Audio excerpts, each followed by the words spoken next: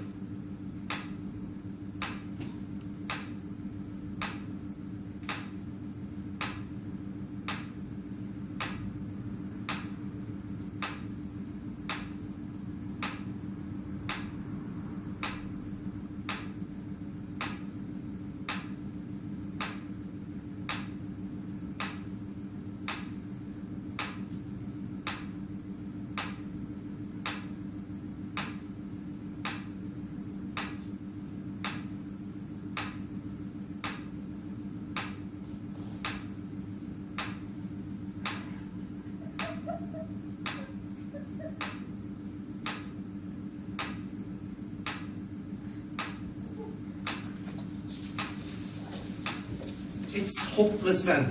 Yes, isn't that nice? Has this helped? All of this, has it helped? Yes, a little. Did that hurt? Yes? I've never done that, have I? No. No, I've never wanted to, and I didn't want to now. Not you, I mean. Astonish you, I think. Yes, astonish you. Did that astonish you? I never imagined it. Yes. Then that must be what I wanted. A little disorder around here, a little chaos. And we don't have that, do we? No, a little madness. Wouldn't that be good? How would we go about it? What? The chaos, the madness. How would we go about it? Yes. What would happen? You'd be reading and come in, and the lights would start blinking, and the chandeliers would start swaying. An earthquake. No, a tornado, and we'd hear it coming, the roaring we never heard before, but knew what it was. And I go towards the window, and there it was, coming straight at us. And it would be terrifying and exciting, and we'd sweep us all away, shatter the windows, rip the pictures from the walls. Blow down the cages, and the birds would fly out. And the cats would see that, and we would catch the parakeets and eat them. And the girls would see this, and the girls would do what? Eat the cats? Sure, fearful symmetry. And then what do we do then? Eat the girls. Sure, even more fearful.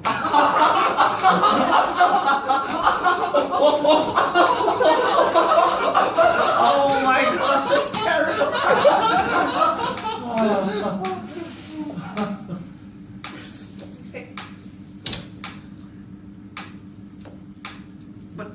eat us. We do that ourselves. Gobble, gobble. I think I'll try doing the spinach again. Or maybe I won't. What are you going to do? Read? I don't know, it's a nice day. Maybe I'll go to the park. Read there, something readable. Don't be forever. No, I won't. I love you, you know. As I know, and I love you. Don't take any botanicals. Don't take any what? And?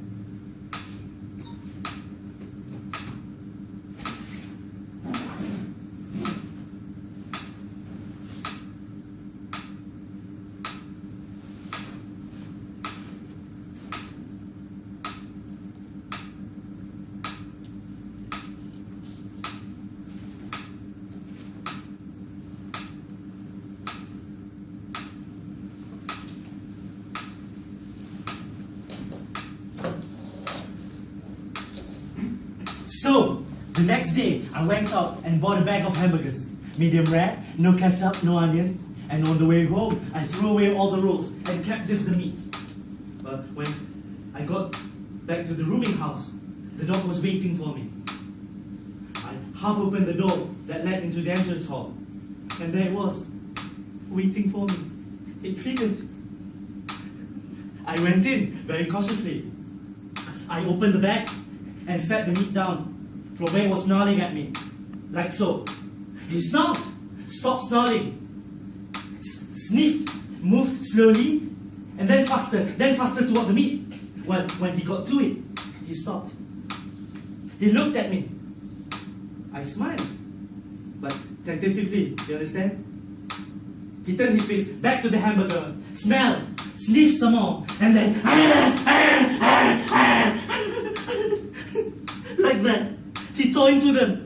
It was as if he had never eaten anything in his life before, except like garbage. Which might very well have been the truth. I don't think the landlady ever eats anything but garbage. But he ate all the hamburgers, almost all at once, making sounds in his throat like a woman. Well, when he finished the meat, the hamburger, and tried to eat the paper too, he sat down and smiled. I think he smiled. I know cats do. It was a very gratifying few moments. Then, bam! He snarled and made for me again. He didn't get me this time either. So I went upstairs and I lay down on my bed and started to think about the dog again. If you think about this dog, if you think about it, this dog had what amounted to an antipathy toward me, really. And I wondered if I mightn't overcome this antipathy.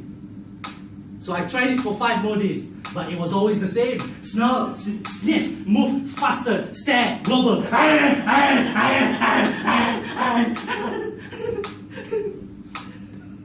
Snarl. Bam!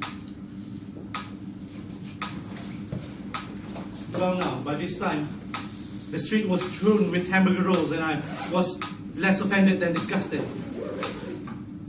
So I decided to kill the dog.